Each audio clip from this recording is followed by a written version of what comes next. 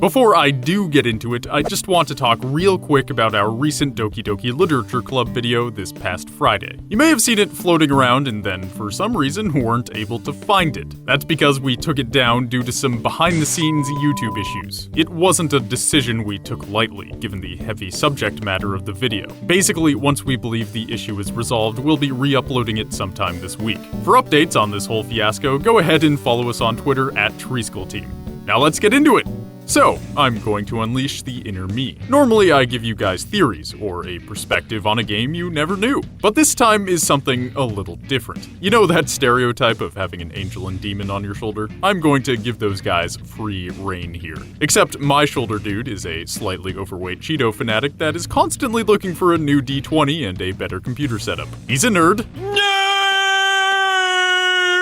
And he has a lot to say. So with that introduction out of the way, here's what I think of FNAF. Not a theory, but my honest, unhinged, mind-blowing opinion.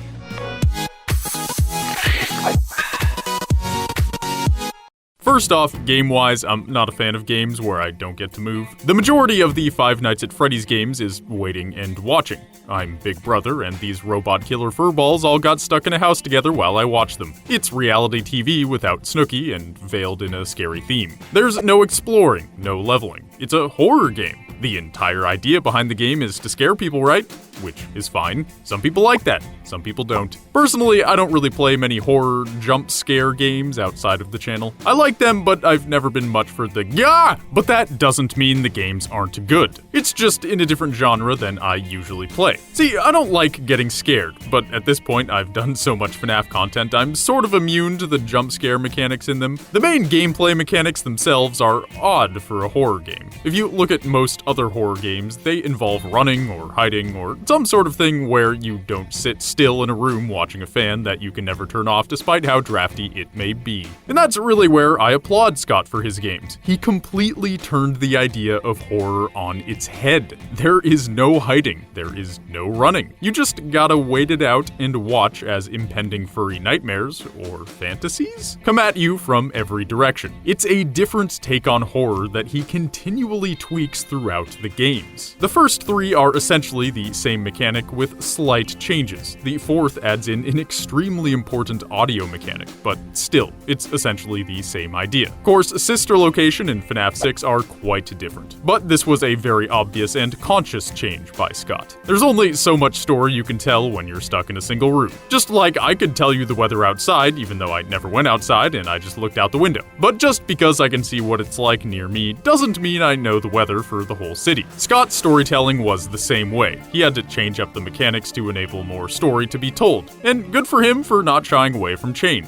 Like I just said, FNAF 6 and Sister Location really shook things up and allowed for broader storytelling. But even before those titles, the minigames were a fantastic way Scott accomplished this. It was only when Scott really felt the need to tie a bow on the franchise that he included more than just minigames on top of his FNAF jump scare formula. If you look at the first game, the jump scares aren't much of anything. Oh, Foxy, I'm so scared because you came inside the door. It wasn't really the horror aspect that made the games popular to begin with. It was certainly part of the initial appeal, what with Let's Players freaking out, but FNAF's popularity was always centered around YouTube and the storyline. And this is where Scott went from a regular decent game maker to a goddamn genius. You see, there's so many other indie titles that have come and gone. Undertale is a great example. Toby Fox made an absolutely amazing game that had the entire internet floored for a solid few months. But then the hype ended. The game's popularity really died out, but not totally. Just take a look at the Google Trends for Undertale. It's a constant downward slope from the initial release. Now take a look at FNAF. Not only has Scott managed to keep interest in FNAF high by releasing extremely quickly, he was able to release the first 4 games all within a year. He took one singular event, FNAF 1 getting picked up by popular YouTubers like Markiplier, and created an entire franchise that still continues in popularity today. The games themselves are just okay. They definitely aren't the best games I've ever played. They aren't winning any awards for gameplay or graphics or even storytelling because they purposely don't tell the story well. But Scott did exactly what the Kardashians did. He took a moment of fame and created an empire from it. Now, the FNAF franchise isn't just games. It's books and merchandise and a movie too. It's diversified, and now it doesn't need the games to continue living. Think about the other games that have done that. Halo, Tomb Raider, Assassin's Creed. They're all AAA titles. Scott was able to pull off something most massive game developers can only do with their best games. And he's doing it better than most game developers do. He kept the popularity of the games up by releasing so fast it was always on people's minds for like the first year. Then he got the book deals going so he could spend more time in between each game to make them better and more polished. And he didn't submit to having a production company have control over his movie. He held out until he got Blumhouse, one of the best production companies for horror films, to make the movie. So when people are continually saying, "Oh, FNAF is dead, it's been done, it's over," I'm sorry, but you're not looking at the big picture. One man created a game that was big enough to branch into every other area of media, including print and movies. Can you name another indie game that was able to do that? Even Notch, the man behind Minecraft, hasn't hit all those milestones yet, partially because he sold it to Microsoft and hasn't been involved for years. But even a huge corporation like Microsoft can't pull this off with Minecraft.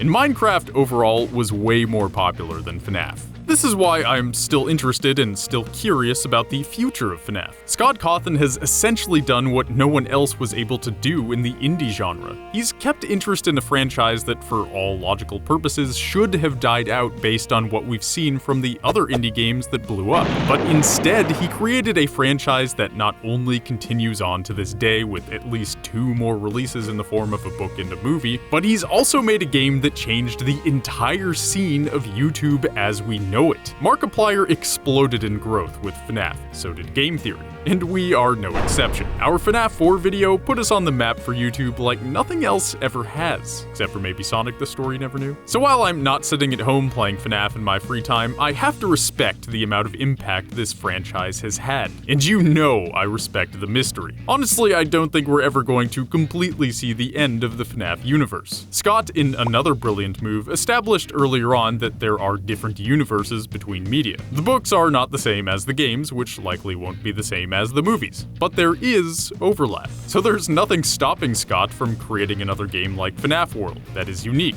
but a success on its own. He's creating a brand, so it doesn't matter what he makes. As long as it has FNAF in it, fans will flock to it. And that's something that I have the utmost respect for. Nintendo did it with Mario. MatPat has done it with his Theory franchise. But creating a brand that people recognize as something they want to be a part of no matter what direction that brand is taking is not easy to do. It's something we're still working on at Treesicle. I'm sure many of you pick and choose what videos to watch on our channel, and don't watch them all. There's a disconnect between us making good content and us making good content you want to watch. Scott has bypassed that barrier with his fans, so now as long as it has FNAF, they will come. That's truly what is special about it. It's not the game, it's not the overly complex story, it's what the franchise represents. It's a storyline that impacted so many people's lives that it became a part of everyday life, and continues to be something we come back to over and over again because the franchise isn't dead.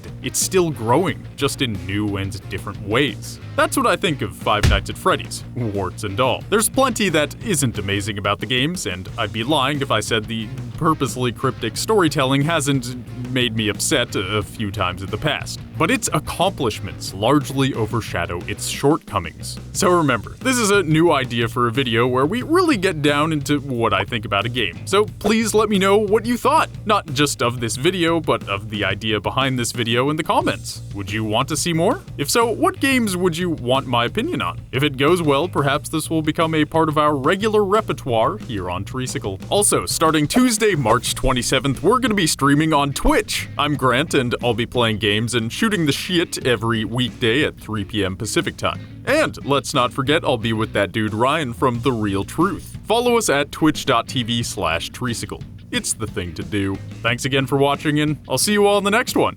Bye, everyone.